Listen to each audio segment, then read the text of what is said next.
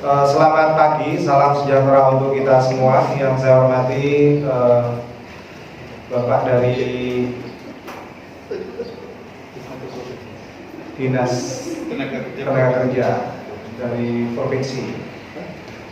Kemudian juga Bapak Ibu pimpinan di Dinas Penanaman Modal, Pelayanan Terpadu Satu Pintu, dan Tenaga Kerja Kabupaten Sumeneb. Dan yang saya hormati dan juga banggakan Bapak Ibu sekalian yang hadir peserta sosialisasi pada pagi hari ini. Saya jujur sangat senang bisa diberikan kesempatan untuk yang kesekian kali bisa berdiskusi bersama Bapak Ibu. Jadi ini insya Allah yang ketiga atau yang keempat kali ya saya hadir untuk mendiskusikan hal-hal penting terkait tugas-tugas kita, baik di perusahaan maupun di Dinas Tenaga Kerja. Dulu belum gabung dengan belum gabung ya. Baru tahun ini saya menyaksikan sudah digabungkan. Semoga ini juga menjadi sesuatu yang sangat baik untuk pelayanan di Kabupaten Sumeneb. Bapak Ibu sekalian yang saya hormati, saya kebagian giliran pertama. Jadi materi yang akan saya sampaikan ini sebatas pengantar. Jadi lumayan untuk pemanasan sebelum nanti kita mendiskusikannya. Jadi karena sifatnya pengantar, jadi tidak banyak. Nanti kita akan lebih banyak berdiskusi saja, terutama hal-hal yang terjadi di lingkungan perusahaan masing-masing. Kalau saya ini kan cuma tahu teorinya saja, Bapak Ibu. Karena memang orang kampus itu kan dipahami banyak orang, lebih banyak tahu teorinya, tapi bagaimana itu dipraktekkan di lingkungan perusahaan masing-masing, kita jujur tidak banyak tahu. Makanya kita pada hari ini bisa bertemu, bisa sharing bagaimana teorinya, bagaimana prakteknya. Bapak Ibu sekalian yang berbahagia, kalau berbicara kebijakan, saya bicara teoritis dulu ya. Jadi kalau bicara kebijakan, misalnya Bapak Ibu baca bukunya Thomas D tentang public policy itu. Jadi kebijakan itu pilihan, mengatur atau tidak mengatur. Nah, kebetulan yang dimaksud kebijakan dalam PP nomor 36 tahun 2021 tentang pengupahan ya, kaitannya dengan kebijakan struktur dan skala upah bagi perusahaan, itu kebijakannya harus tertulis. Jadi harus diaturnya harus tertulis. Tapi kalau berbicara teori, kebijakan itu ada dua, bisa tertulis, diatur secara tertulis, bisa diatur tapi tidak tertulis. Keduanya sama-sama punya konsekuensi. Kalau Bapak Ibu mengatur secara tertulis serinci-rincinya itu berkonsekuensi. Kalau Bapak Ibu misalnya mengaturnya tidak serinci-rincinya, ada bagian-bagian yang tidak diatur karena berharap aturan selengkap-lengkapnya, sedetail-detailnya, sesempurna-sempurnanya itu memang sulit. Secermat-cermatnya kita menyusun kebijakan, selalu saja ada yang kosong, ada yang kurang jelas misalnya. Nah, kebijakan yang dimaksud dalam Undang-Undang nomor 11 tahun 2020 tentang Cipta Kerja, kemudian aturan pelaksananya, salah satunya adalah PP, Peraturan Pemerintah nomor 36 tahun 2021, mengharuskan kebijakan struktur dan skala upah bagi perusahaan itu harus diatur secara tertulis. Bapak Ibu bisa baca misalnya di dalam pasal 22 PP 36 tahun 2021.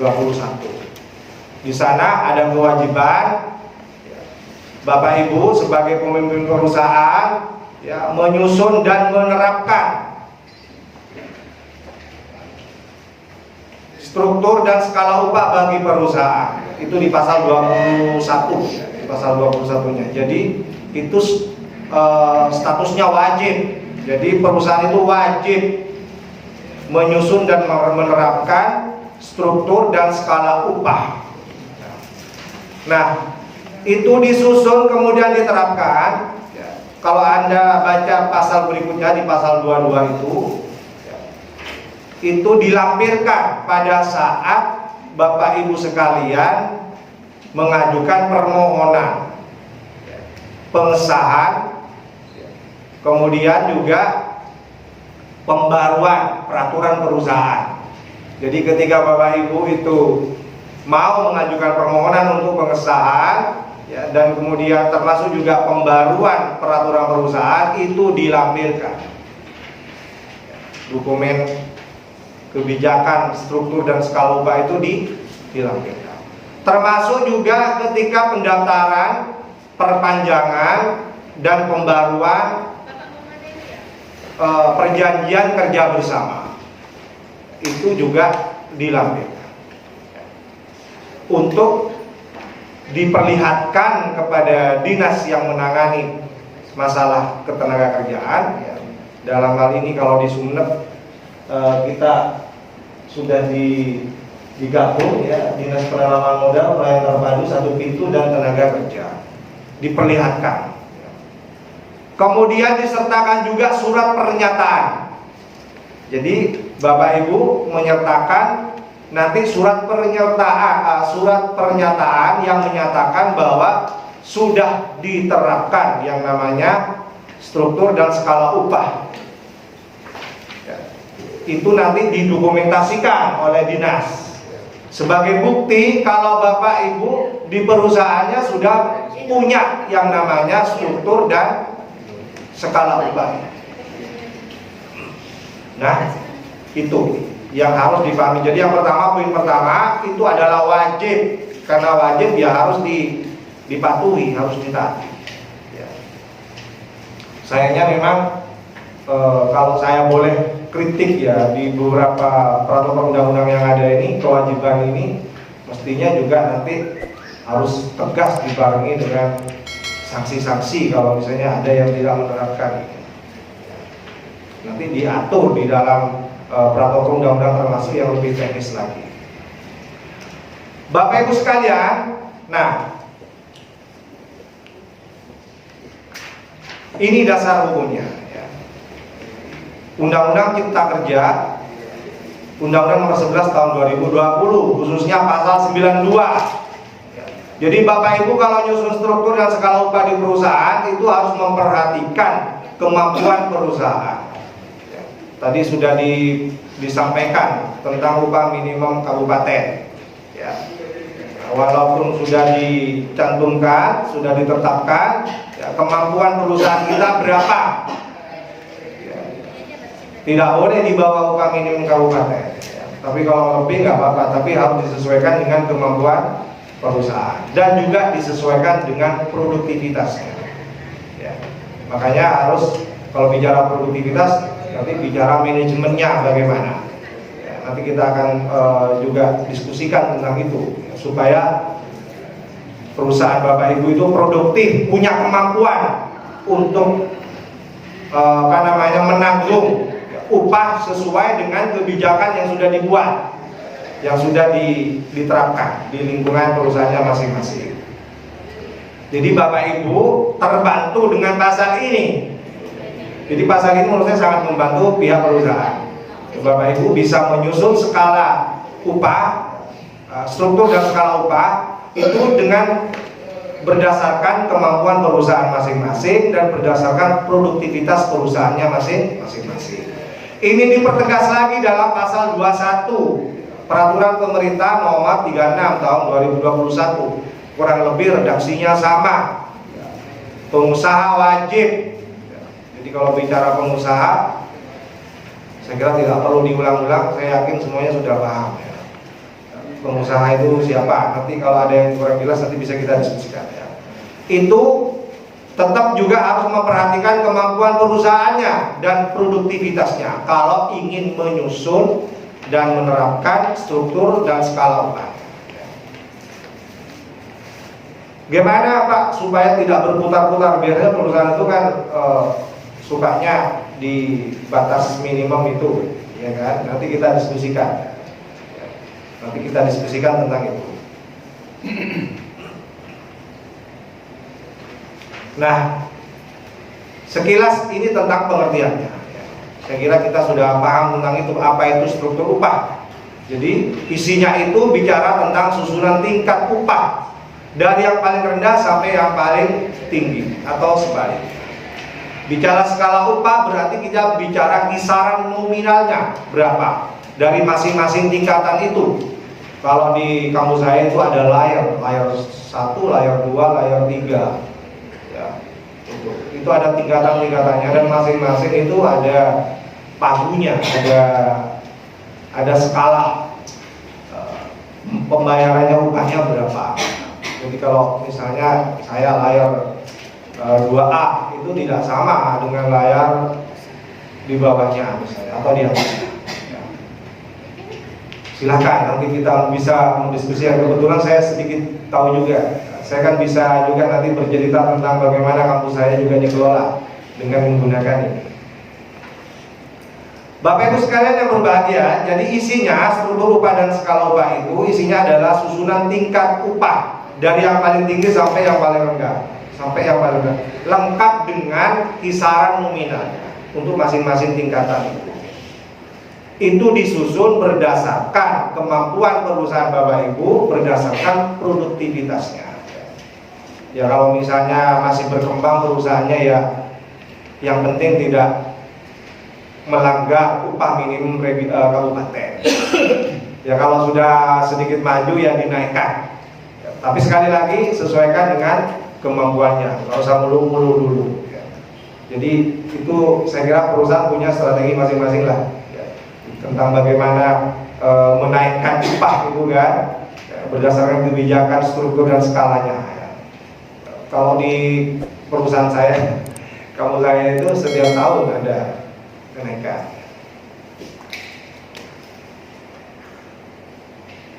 Nah, apa manfaatnya? Kalau saya orang hukum, yang pertama, kalau kita baca, sebenarnya kalau bicara pengupahan secara umum itu kan usaha kita untuk mewujudkan penghidupan yang layak bagi kemanusiaan, itu amanat konstitusi itu. Jadi kenapa kita itu sampai sebegitunya perhatian dengan para pekerja ya, sampai menyusun strukturnya dan skala upah itu sebenarnya kita ingin menjamin bahwa pekerja kita itu penghidupannya layak sesuai dengan kondisi kemanusiaan. Itu amanat konstitusi.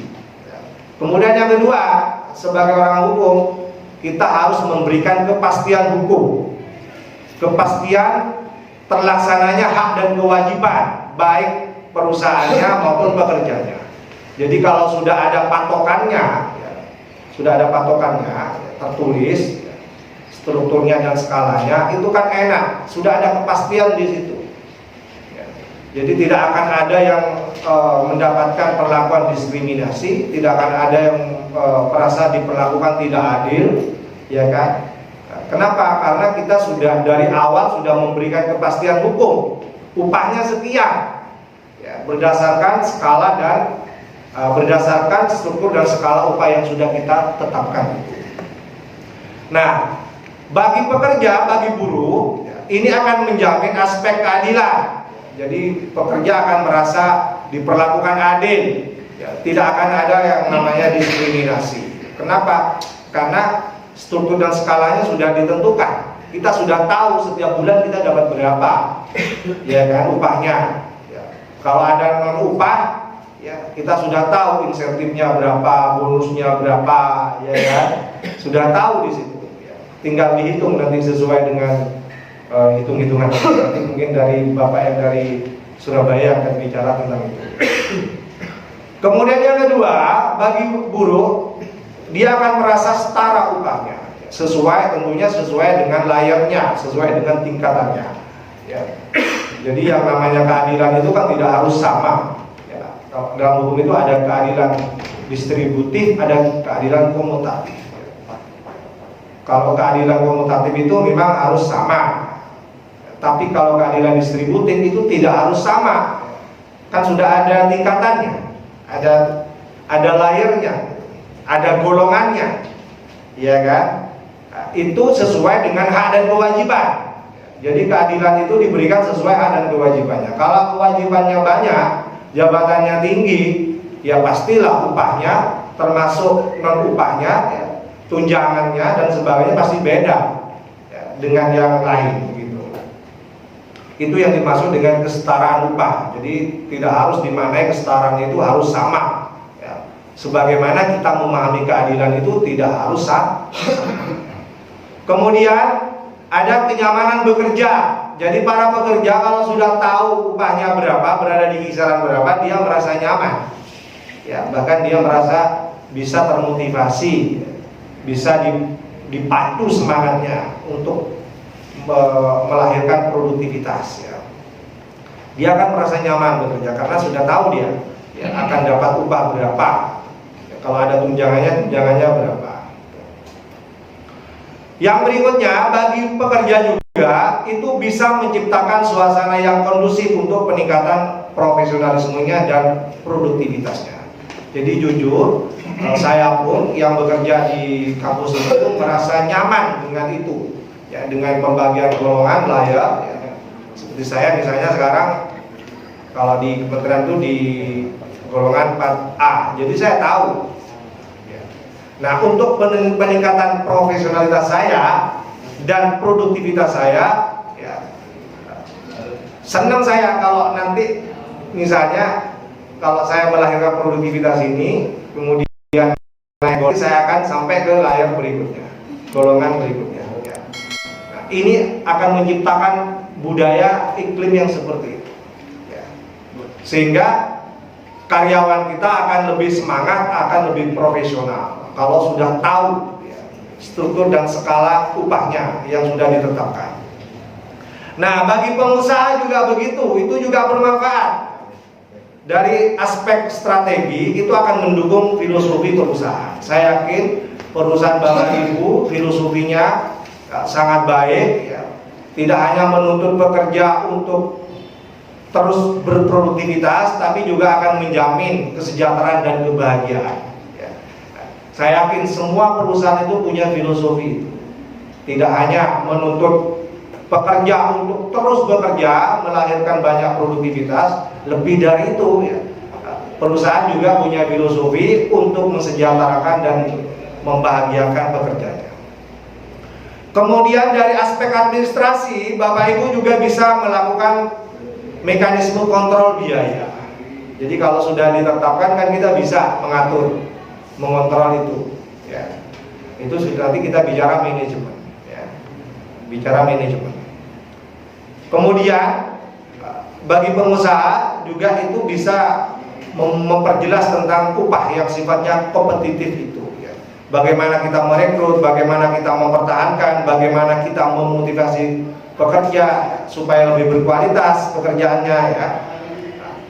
Itu bisa Bapak Ibu lakukan. Kenapa? Karena Bapak Ibu sudah menjamin kepastian hukumnya. Ya.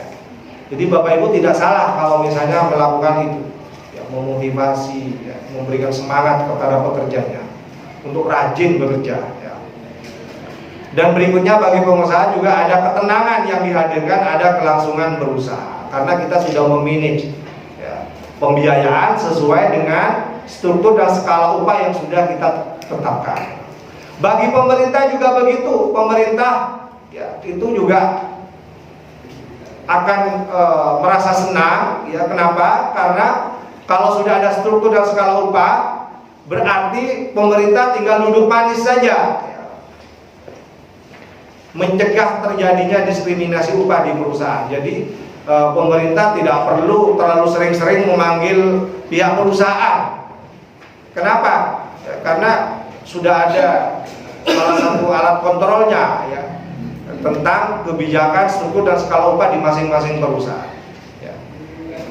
Saya berharap tidak ada perselisihan sehingga kemudian pemerintah sering manggil-manggil gitu. Ya. Jadi sekali lagi pemerintah sangat dibantu kalau misalnya semua perusahaan punya struktur dan skala upah di masing-masing perusahaan. Kemudian juga akan menciptakan iklim hubungan industrial yang kondusif. Jadi tidak akan ada lagi perselisihan-perselisihan. Semuanya para pihak punya itikat baik untuk melaksanakan ya perjanjian kerja, ya kan, dengan skala, dengan struktur dan skala upah yang sudah kita buat, sudah kita terapkan itu. Kemudian berikutnya, pemerintah juga punya nilai manfaat. Kenapa? Karena itu berarti akan meningkatkan pertumbuhan ekonomi. Bapak Ibu sekalian yang berbahagia, nah ini juga ada gambaran kalau Bapak Ibu menggunakan struktur dan skala upah. Kemudian ini juga ada gambaran kalau Bapak Ibu misalnya menggunakan struktur dan skala upah lengkap dengan sistem manajemen kinerja. Jadi kalau saya singkat, perusahaan dalam menyusun struktur dan skala upah memperhatikan produktivitas perusahaan yang merupakan kemampuan perusahaan untuk bertumbuh lebih efisien dan berdaya saing dalam rangka meningkatkan pertumbuhan usahanya. Jadi perlu juga di samping Bapak Ibu punya struktur dan skala upah, Bapak Ibu juga harus punya sistem manajemen kinerja.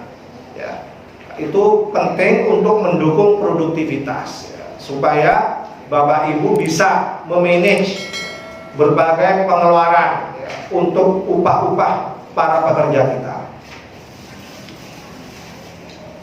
Nah, ini juga gambaran bagi kita. Ya, saya tidak perlu menjelaskan panjang lebar karena Bapak Ibu sudah punya kopiannya. Ya.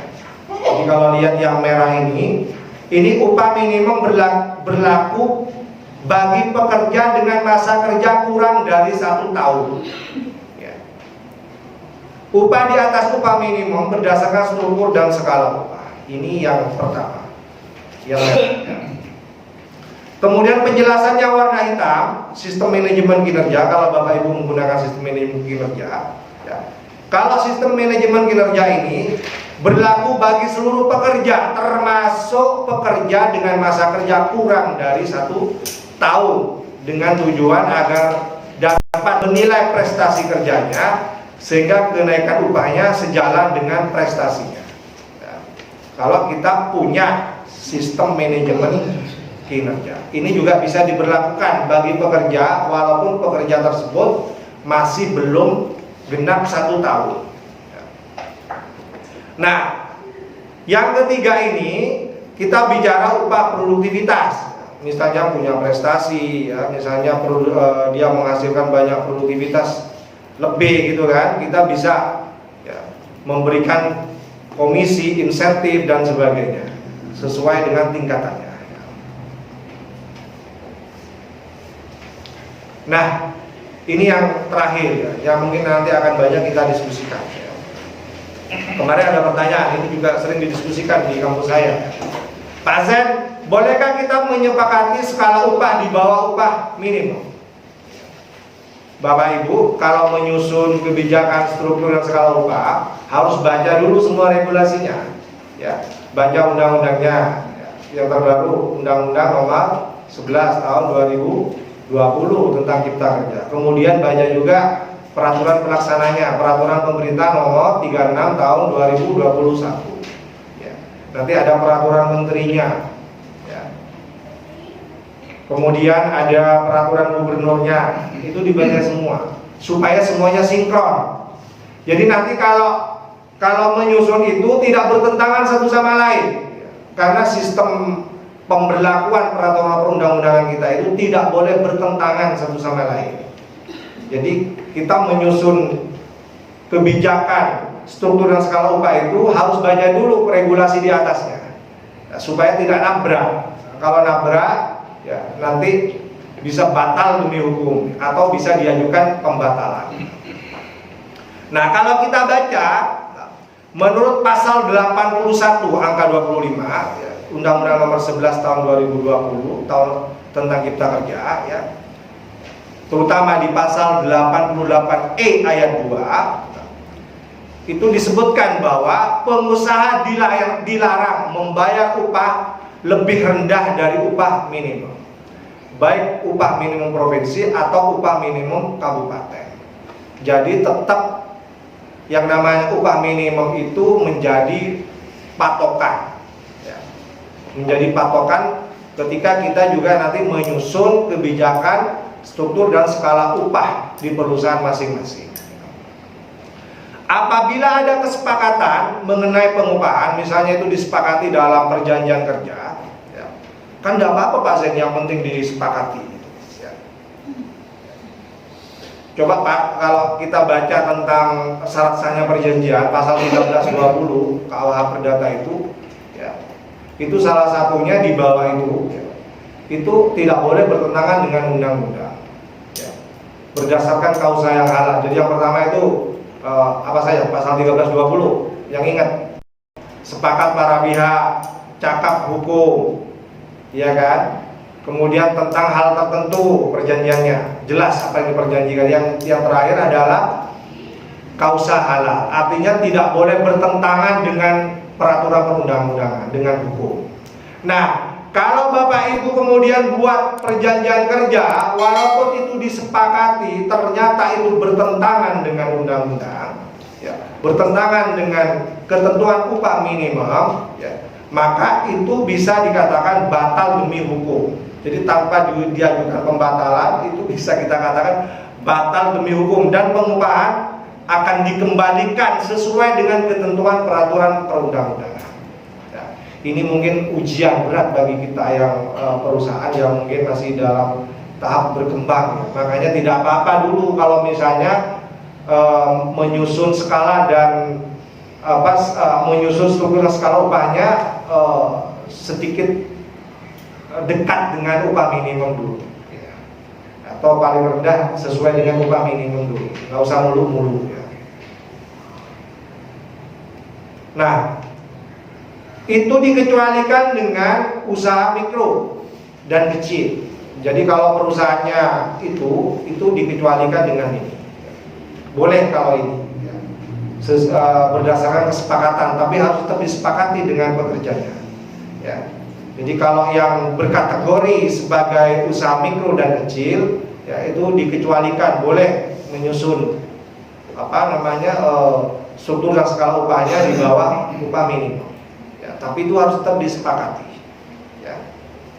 Nah, berapa? Ya silahkan sesuaikan dengan kemampuan membayarnya, sesuai dengan produktivitasnya. Ya, itu kan ada upah sesuai dengan waktu, sesuai dengan hasil. Ya, silakan saja nanti itu diperjanjikan, dipertegas di perjanjian kerjanya. Ya. Nah, mungkin ada yang bertanya, perusahaan seperti apa bisa dikategorikan sebagai usaha mikro dan kecil? Itu jadi pertanyaan. Nah, itu juga dijelaskan, walaupun penjelasannya tidak cukup jelas juga. Ya. Itu misalnya disebutkan bahwa dikatakan sebagai perusahaan dengan kategori usaha mikro dan kecil kalau misalnya menggunakan alat-alat tradisional, tidak berteknologi tinggi, gitu kan. Nah, itu salah satu penjelas. Ya. Sebuah perusahaan ya, dapat dikategorikan sebagai UMK, usaha mikro dan kecil. Bapak Ibu sekalian yang berbahagia, nah, yang terakhir sebelum ditutup, sebelum kita berdiskusi, kalau kita ingin yang namanya struktur dan skala upah di masing-masing perusahaan sudah kita perlihatkan kepada dinas, ya kan? Surat pernyataannya sudah diserahkan juga. Ya. Jangan lupa itu diberitahukan.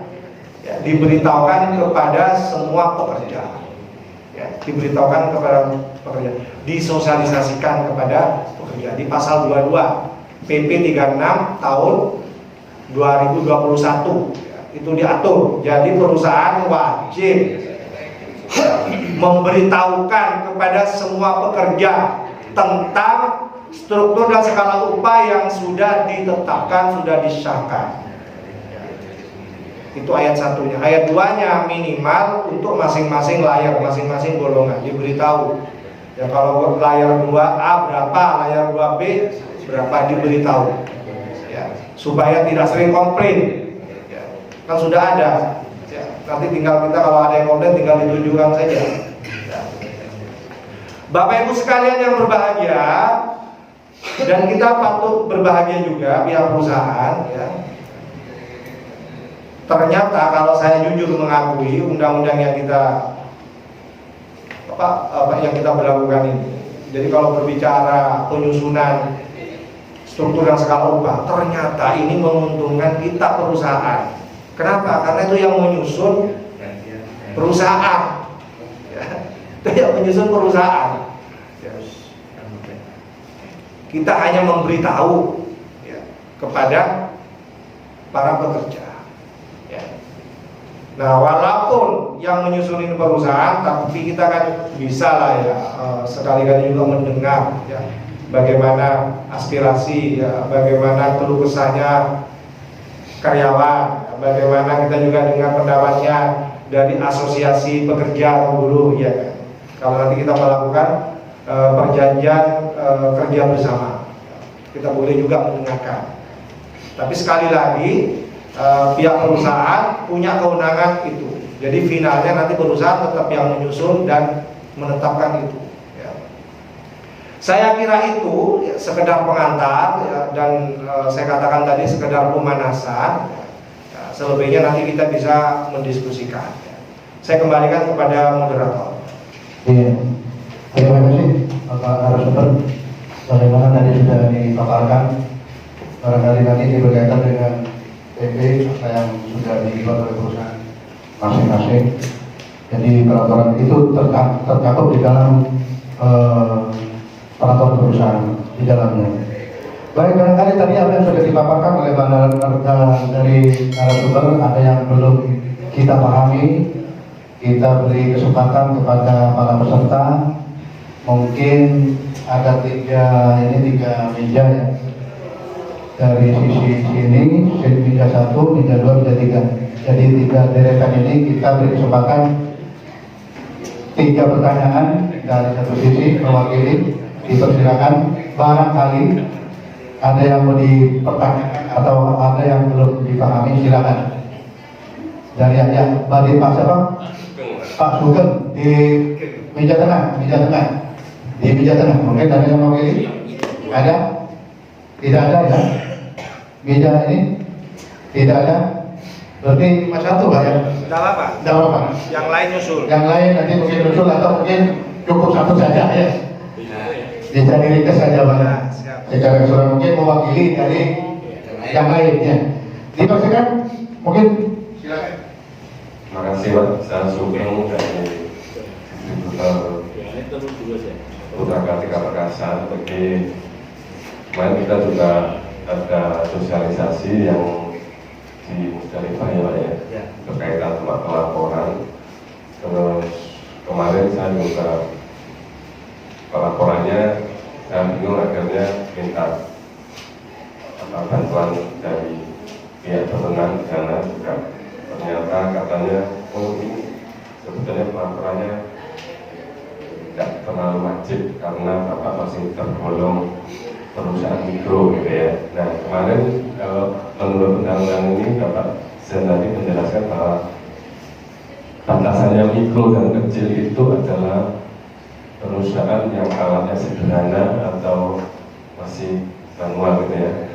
Kita memang sudah berdiskusi, tapi kemarin itu katanya di sana saya ini Bapak masih tergolong kecil karena usahanya itu masih di bawah 5M katanya gitu. Jadi standarnya saya mohon penjelasan memang ini benar atau enggak ya.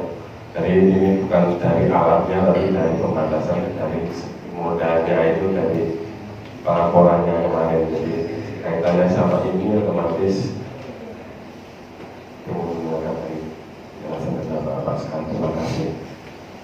Ya, Pak siapa tadi? Pak Sugeng. Ya, tadi dipertanyakan Pak narasumber.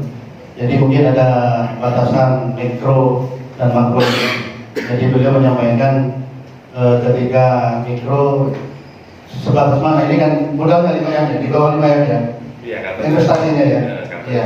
Jadi mungkin itu yang dipertanyakan batasannya itu Pak narasumber. Dipersilakan. Baik, terima kasih Pak Sugeng ya dari Putra Kartika Perkasa.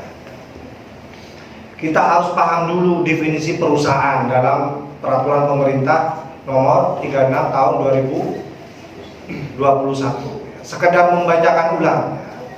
Jadi kewajiban ini berlaku untuk semua perusahaan, Pak.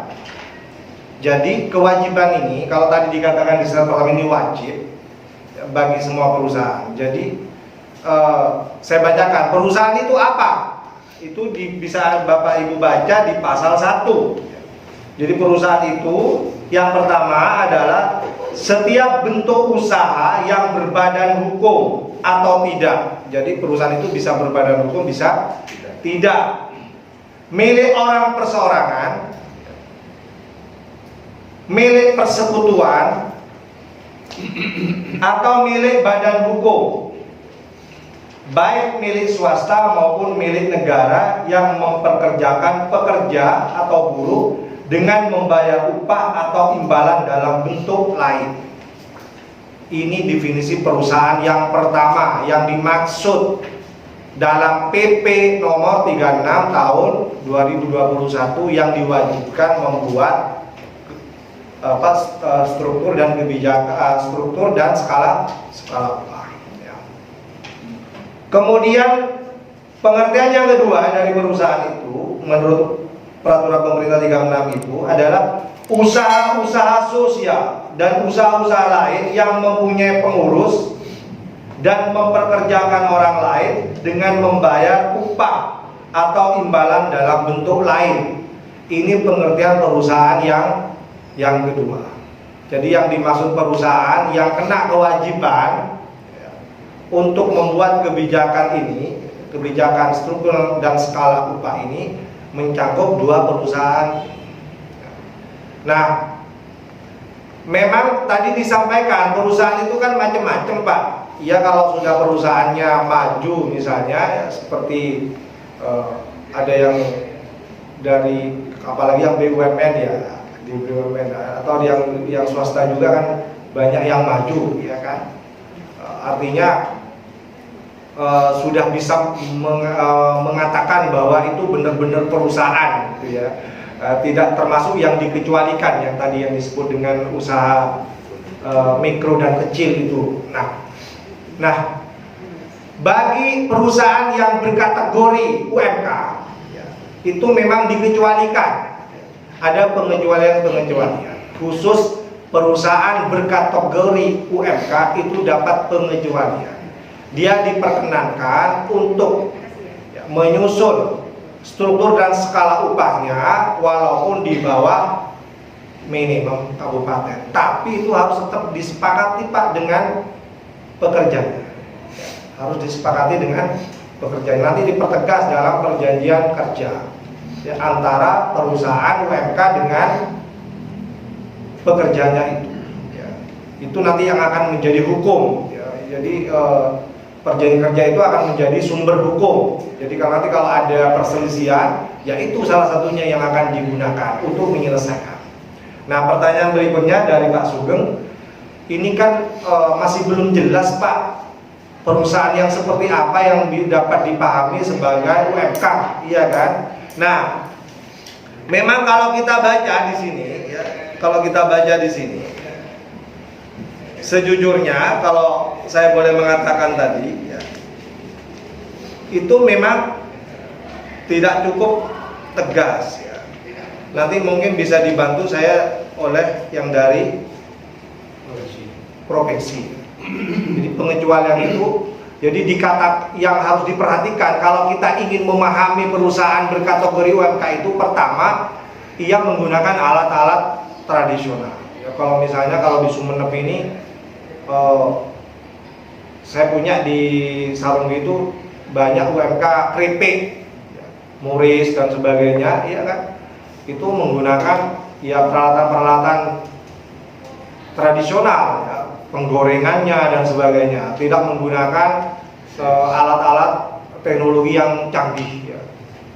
Sehingga produktivitasnya bisa dibayangkan, Pak, kalau menggunakan alat-alat tradisional, semuanya manual, pakai tangan manusia, yang bekerja semuanya ibu-ibu ya, ibu-ibu di sekitar lingkungan perusahaan keripik itu ya.